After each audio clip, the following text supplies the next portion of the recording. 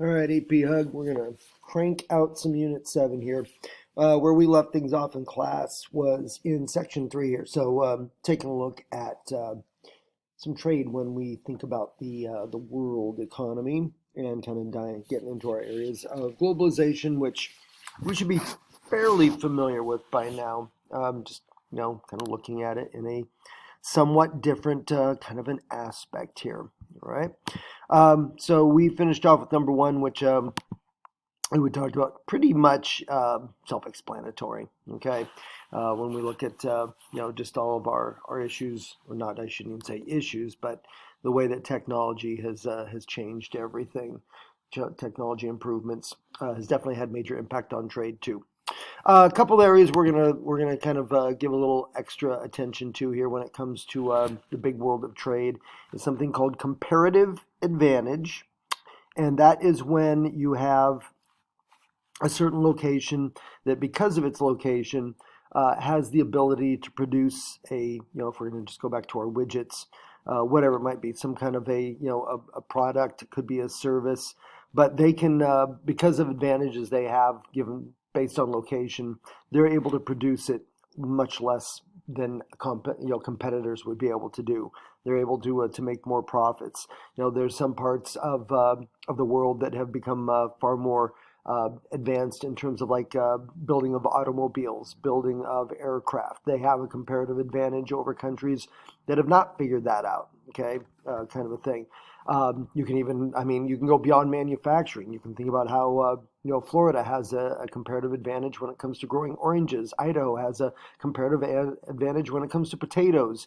It's that kind of an idea. Okay, and just so when you are comparing countries, what areas of advantage do they have in trade based on what they have become much more kind of like expertise at producing, or in some cases, with agriculture, it's just, luck of climate and geography, that sort of thing. Okay, that's your comparative advantage. Complementarity, okay, complementarity, there we go, make sure we got that word straight, is basically when we see two countries that see a need to work together, basically to complement each other, okay, in terms of supply, demand, things like that. If each country has goods that the other country wants, and vice versa, and they're able to establish kind of a balanced trade relationship, then you could say that they have achieved complementarity. And it really does. It comes to that idea of a balance. We each have things we need. We each have things that each other wants from the other, that kind of a thing. Okay. When you think of, if I'm thinking of negative examples of that, look at our relationship with China. We want far more out of China in terms of, imported goods than they want from the United States. So one of the reasons why we have kind of a sticky and sometimes challenging trade relationship with China is because we have not figured out a way to reach or achieve complementarity. All right, that is that one. So again, a couple of kind of factors to throw in there when we talk about the whole thing. I guess I can keep on the U.S. China trade relationship when we talk about trade deficits. That is when you have an imbalance where one country maybe is importing far more than a trade partner is, and I think the United States and China is a perfect example of that. We have a massive deficit, kind of to our detriment, the United States, because we import way more Chinese-made goods than American-made, U.S. made in USA goods go to China. And the difference between what we bring in from China and then what we ship out from the United States is that trade deficit, because there's such an imbalance that's going on there. Okay, and that's trade deficits can sometimes result in things like trade wars, where countries try to punish another country where that imbalance is going on. The United States has said to China before, you need to buy more stuff from us. We're a good customer of you, and you need to return the favor.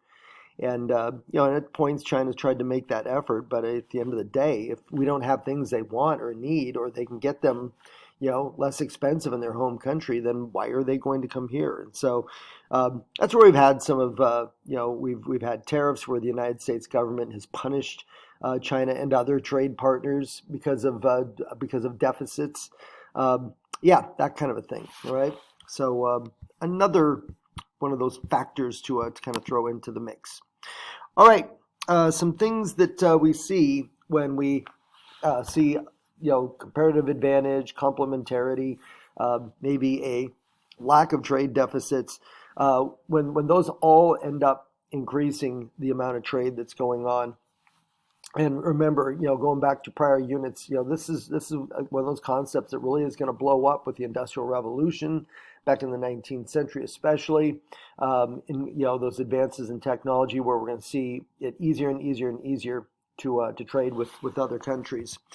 So a couple things to go with here. Trade blocks is one of the big kind of and yet outward sign of what increased trade has resulted in. That's not a typo, by the way. When you see the word block without a K on it, a block is whenever you have a group of something. This could be a group of countries, could be a group of states, but who create a relationship because they have kind of a common purpose. Okay, so blocks can be political. In this case, we're going to be looking at them in an economic sense. But that's when you see that word without the K, that's what we're referring to. It's some kind of a grouping of some kind of entities, countries, that kind of thing, who all have a common purpose. And in this case, it would be, trying to do business with each other, trade, that sort of thing. So some of the trade blocks we've actually talked about when we were back in Unit 4. And so when we talk about what used to be NAFTA, the North American Free Trade Agreement, and now is the United States, Mexico, Canada agreement. That is an example of one of these major trade blocks. The European Union represents a significant trade block. There's a number of these all over around the world. Those are a couple of big examples to be able to lean back on. But these have risen as trade has become more and more prominent in the economies of different countries over time. All right, and moving on. Hey, we got another acronym. Awesome. They're not going to end, folks, till we get to the bitter end, I tell you. So, newly industrialized countries. This is another aspect of kind of our expanding, increasing trade over time, and just the bigger picture of trade and interdependence. NICs, all right? And some examples I can give you of this. There's a number of Asian countries that fall in this area. A lot of African countries that are quickly being identified as newly industrialized countries. So we can look at a couple of those different continents where there's numerous countries that are now categorized as NICs. India, although India might be starting to reach a point where they've been doing this so long, I don't know if we really consider them new, but a lot of texts still refer to them that way, so we can throw them into the mix. And then here in our own hemisphere, Brazil is viewed as an NIC. Some also, because of the increasing power of Mexico, also throw Mexico into the mix there as well. A lot of countries that you could technically choose from there. And that's where you see, well, pretty much, your definition right there, okay? These are countries that are, recently, and when I say recently, I mean in the last 50 years, okay? But recently doing more to increase industrial capacity in their countries. And this is also, kind of where we see that shift, where we get our less developed countries start making that shift to being more highly developed, that sort of thing. And that also gets to the idea that, like we've talked about before, as time is going on, what used to be a lot of the industrialized countries, heavily industrialized countries like the United States, some of those European countries, they are shifting more to that tertiary kind of focus on things where it's more service oriented. And so where we're seeing a lot of the industry going to are these NICs, okay, which then in turn helps them to slowly move themselves out of being from LDCs to HDCs. Oh, the acronyms. We love them. We love them. We love them. There's not as many of them. Not as many in AP World History, by the way. Okay. All right. Another aspect of all of this is what we call consumption patterns. And this is pretty much kind of getting into how people make use of all of these goods and all of our widgets and things coming out of these industrialized countries. So I say I could try to provide more background on this, but let's just get into it. When it comes to income and energy, and especially I mean energy consumption, electricity, other utilities, things like that. We see this where HTCs are going to make much more use of these than we're going to see in LDCs. Okay, that's what I mean by skews. In other words, it kind of trends its way more towards heavier consumption use and more income coming out of HTCs. The whole more income part is probably self-explanatory. But as we see more of these newly industrialized countries show up on the scene, the energy usage is going to probably shift some. Because those manufacturing plants and factories and things like that are being built in some of our NICs, they need juice, they need power, they need energy as well. Okay, environmental impacts, because industrialization does have environmental downsides in terms of pollution, usage of natural raw materials and that sort of thing. And that doesn't seem to matter whether you're looking at HTCs or LDCs. When we say skews even, it means it pretty much impacts everyone about the same way, okay? And then mortality rates. We still, when consumption patterns are going to be influenced with that. And, when you still have a higher mortality rate, that is going to have an impact on consumption. When people are living longer, that is going to have an impact on consumption. And so what we see is, we still see LDCs lagging behind HDCs in terms of life, longevity, infant mortality. I mean, things, as we've learned, have improved drastically in more recent times, but still they kind of lag. And so we see more of an impact on the LDCs when we're talking about that factor, okay? Number 6, downsides. So, a lot of good that comes out of that interdependence as far as, creating these trading blocks and, being able to move LDCs to HDCs through, industrialization. Lots of goodness that comes out of this, but there are definitely some downsides. We saw a massive example of this during the pandemic when all of a sudden we were cut off from our trade partner, our trade partner that we rely on very heavily, China. Not only just China, I'll just say Asia and a lot of those Asian countries that produce low cost goods that we're used to getting. The impact here in the United States was pretty significant. All of a sudden, we were having shortages of all kinds of items. The items that we did have, prices started going up immediately. In many cases, those prices have yet to come down because of supply demand. Okay, and so sometimes you are going to have those kind of issues that then have this kind of like trickle down effect and impact countries globally.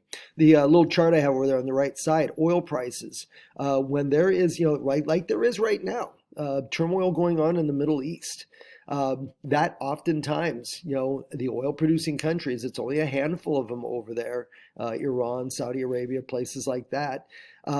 But when there is political trouble there, oftentimes is when we see oil prices begin to spike, and that's something that impacts us here in the United States and anywhere else who is a customer of the Middle East to for oil, that kind of thing. Okay, the inverse of that works as well because we saw that during the pandemic with oil prices that went down, down, down. Right.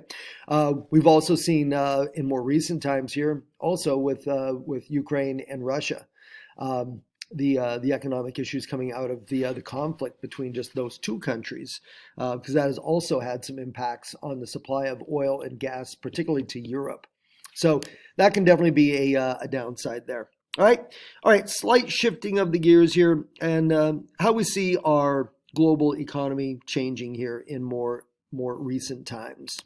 You could argue that, especially since the Industrial Revolution, the global economy has been ever changing. And, shouldn't be surprising. I don't think we ever going to reach a place where it's just like, oh, the economy is finished.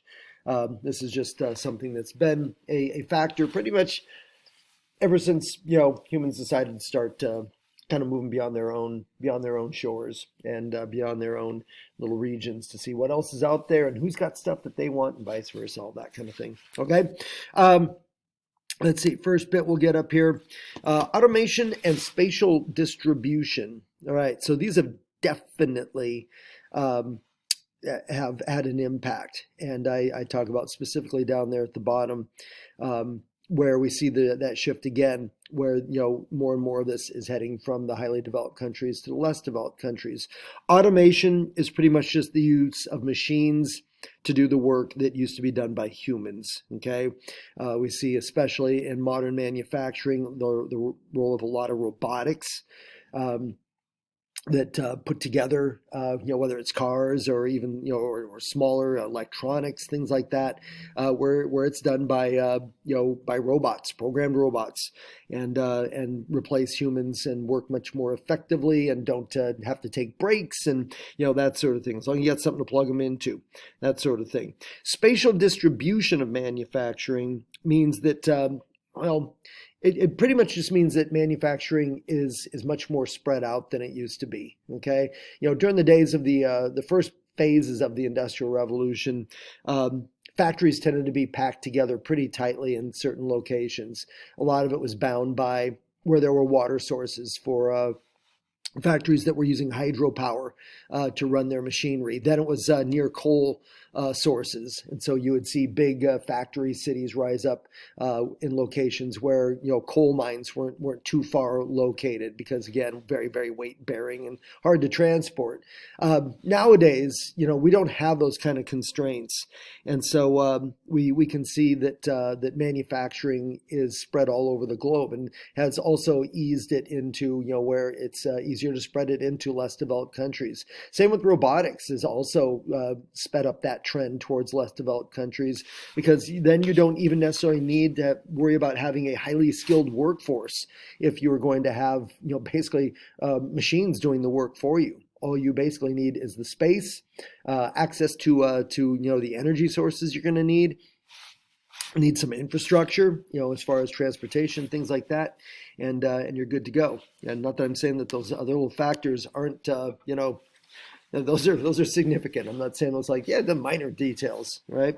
All right, some pros that come out of that is what you and I expect when we go to the store, and a lot of angst when this doesn't happen, but we do expect to pay, and as Americans especially, we're kind of spoiled in what we expect to pay when we, everything from the grocery store to, to go buy clothes to a gallon of gasoline. We expect low prices in America. And I saw something online just last week, and I was grumbling myself about gas prices going up again, and someone from, I think it was Australia, reminding us Americans that that they pay about $8 American dollars for a gallon of gas, and that's pretty regular over there. And I know the same is true of Europe.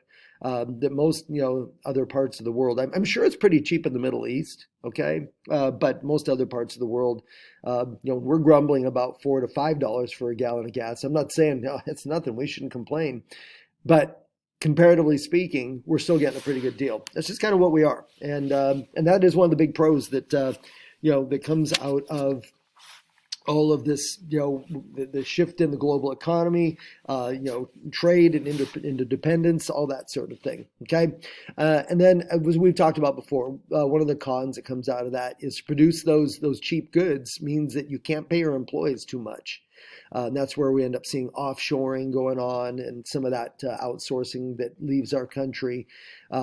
And that creates that whole idea of low paying jobs, the idea that your job isn't safe and you could be replaced, whether it's replaced by someone willing to do the work cheaper, maybe in another country, maybe replaced by a machine, those sorts of things, and in our kind of almost like obsession to get things to a low enough price to keep consumers happy and spending, sometimes that is definitely kind of the dark side to it. Okay. All right, the new International Division of Labor. So let's dive into this. Another little aspect of all this for us to take in. All right, so when we look at some of those main highly developed countries, um, what we call core countries, and you could kind of throw the United States in the mix here. There's some European countries that are thrown into this as well. And so this is kind of how we see a lot of kind of from beginning to end how production goes on in the 21st century. So in a country like here in the United States, where we have a really good education system, we have a lot of specialized schools, and we have a very very thriving IT, and when it comes to computer and software development, all that sort of thing. I mean, we are known as a country that is good at developing things. Okay. And that's where you a lot of times are going to see people who are working here in the United States in different corporations who that's what their job is, to produce new products, to improve on products that are out there, to do the research, to do the development, that R&D, and to get those things, to come up with things that we didn't know we needed sometimes, to go spend more of our money on, that sort of thing. And the next thing that everyone is going to just have to have in their hands, okay, are going to just have to own, or life is not complete. Once they've developed those things, they have that idea off the ground, they have the concept itself. Then we head to countries that are not necessarily LDCs anymore, but they're not HDCs. And these are the countries that are kind of there in the middle, but that do a lot of that manufacturing. Okay, some of our Asian countries, I would definitely kind of throw China in the mix here. I mean, some consider them an HDC. There's still a lot of poverty issues in China, and their economy sometimes still shows some signs of overall instability. But we're definitely not going to ever confuse China with an LDC, middle to H, HDC. And so that's where we're going to see a lot of manufacturing. China and other Asian countries, especially, that fall in that area. Some people would say that Mexico falls in this regard as well, as a middle income country, and a lot of that having to do because of the expansion of manufacturing in that country as well. But that's where we're going to see a lot of the manufacturing that is done to make these products that have been kind of visualized in an HDC country like the United States, to make them become reality. Okay, and then to get the raw materials necessary to produce these goods, that's where the LDCs step in. And we still see Africa. I mean, this was true during the Industrial Revolution. This is true during the era of imperialism, when Europeans were going in there and staking claims to parts of Africa, so that again, it was all in the quest to partially build empire, but mainly to get their hands on raw materials that were available in Africa that could be processed through those factories up in Europe. Same thing, it still exists to this day. Okay, nowadays China kind of leading the way in kind of that kind of new imperialism in Africa. Africa is not alone. There are definitely other parts of the world that fall into this category as well. Okay, but those are the materials needed for the manufacturing process. That's kind of the way things kind of tumble down here when we look here, especially in the 21st century. Kind of the role of these different categories of countries, and what role they play in the whole process of producing new goods and getting them to market. All right. Okay. Transnationals and EPZs. It's another acronym. All right. We already talked about transnationals before. Remember, those are countries that operate across national boundaries. Okay. They might have their headquarters in one or two countries, but they operate globally. Okay. We can talk about, again, the examples we leaned back way back in the day when we first learned about these, Starbucks and McDonald's, things like that. Okay. And so just that reminder, just to reconnect, because now we take that idea and we kind of expand on it. All right. All right, I'll just go with the acronym here, but an export processing zone. Oftentimes you're going to find these in less developed countries. Okay. And what this does is this is where you're going to see oftentimes a highly developed country, or maybe one of those middle income countries, who's going to come in and is going to basically work a deal with the government and the LDC. and it's going to be to oftentimes to open up like a port or maybe an airport, and to set up kind of a zone that they are going to be able to operate their business from.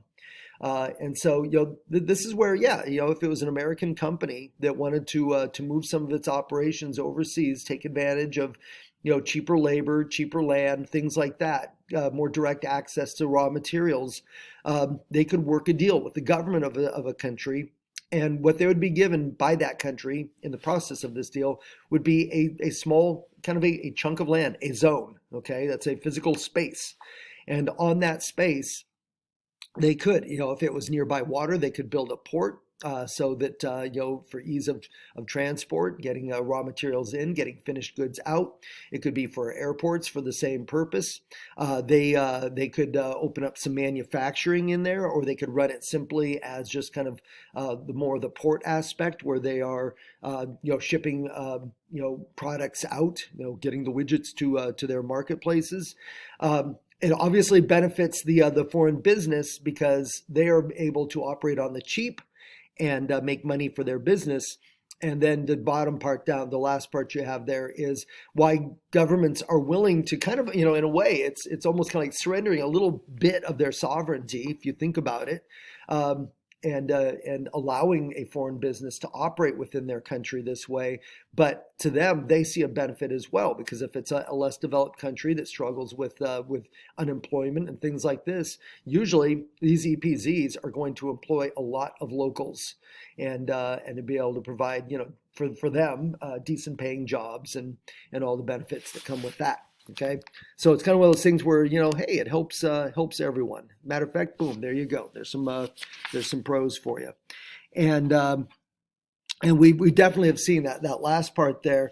We've definitely seen that in some of these EPZs, the example that the women in particular seem to. When they are provided jobs, and because in a lot of less developed countries, we still see that tendency to stick to a little bit more of the traditional roles.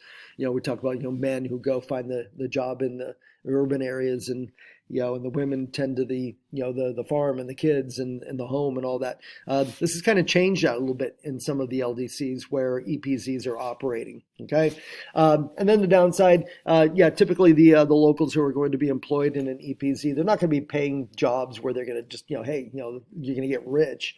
They're low paying jobs. And again, that's why the foreign business is there, to take advantage of it. They're probably not lower paying than anything else out there in the local marketplace. I mean, it's a job, and it's better than being unemployed, right? And so there is that aspect of it that some people, pretty much kind of use the exploitation word, that a big business is coming in to take advantage, to exploit the local population. And some people kind of liken this to a certain kind of a watered down form of imperialism.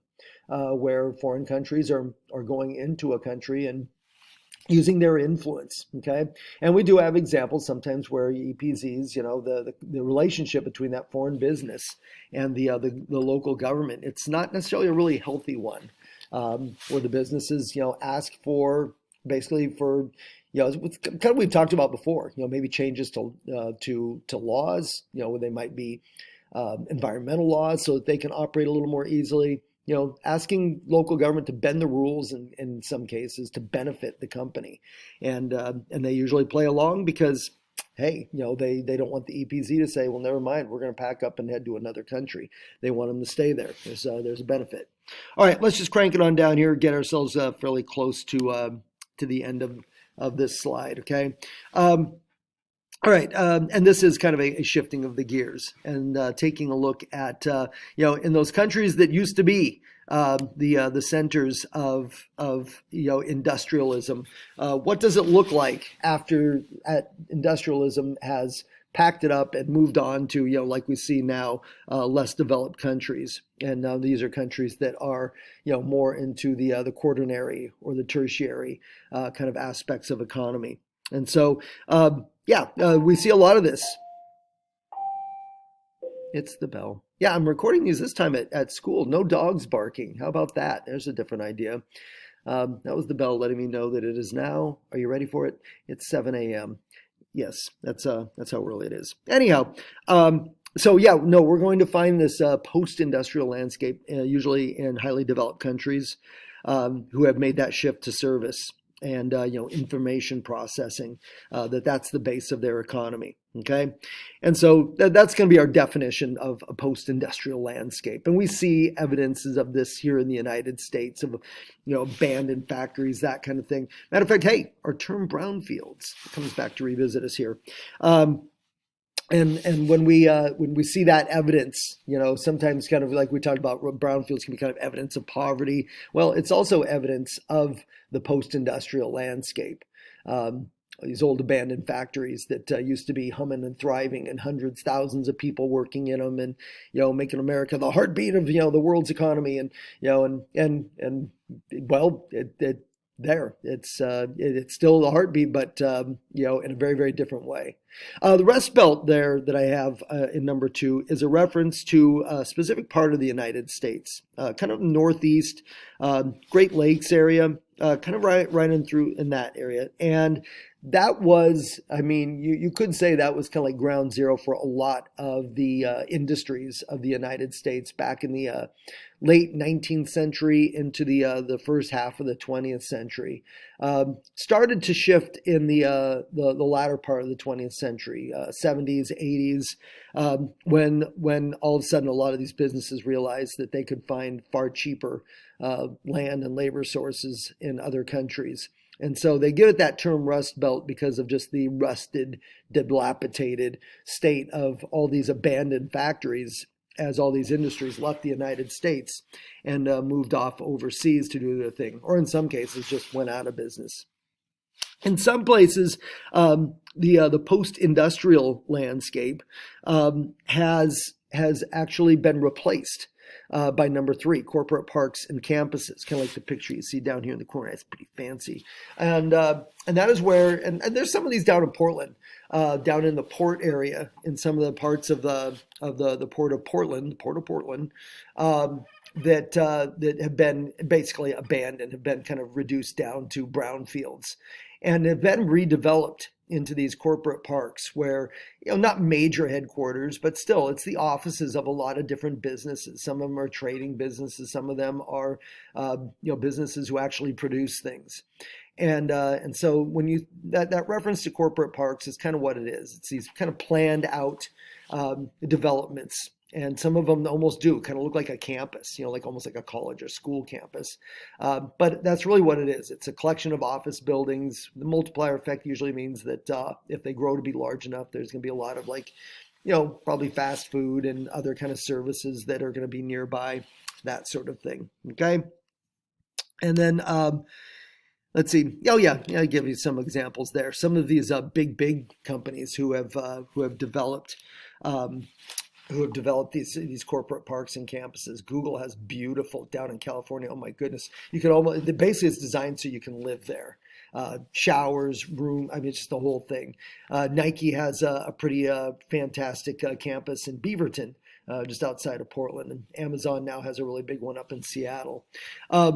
The pandemic definitely, I don't know, things are maybe starting to rebound now. But most of these corporate parks became ghost towns during the pandemic. And I know Google even, I would have to check to see where they last left it. But at one point, Google was even talking about the potential of shutting down their massive corporate park. But it seems like in just last year here, a lot of these businesses are now starting to say, hey, we're going to get back to business. So, we'll have to see what the future holds when it comes to that. All right, guys, I'm I'm 35 minutes in. I'm going to hit the brakes right here. That'll do us good for now. All right. See you in class next time. Bye.